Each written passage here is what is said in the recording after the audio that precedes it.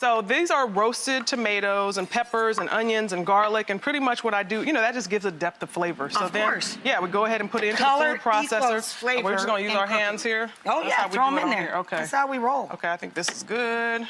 Garlic, jalapeno. Big old piece of onion. Onion. That's Throw what it I in think there, it'll be fine. Okay, so is this gonna shoot out Yeah. on me? I don't know, let me cover this up. There you go. Okay, so depending on how you like your salsa, you know, chunky or thin, and then you have some left over. Oh, look, you know, a to keep in the convenient fridge. Rachael size. Yes, isn't that nice?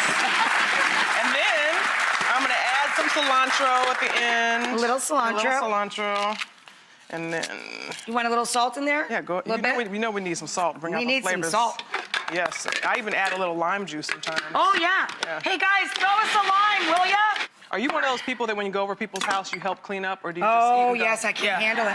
Yeah, me too. And when I stay over people's houses, I get out of bed after they go to bed, and I go to the kitchen and I do their dishes. Oh, do you do that? Oh, no. I'm insane. You're one of those, Yeah, huh? I'm one of those. What else you doing in the middle of the night at people's houses? Oh, never mind. Yeah.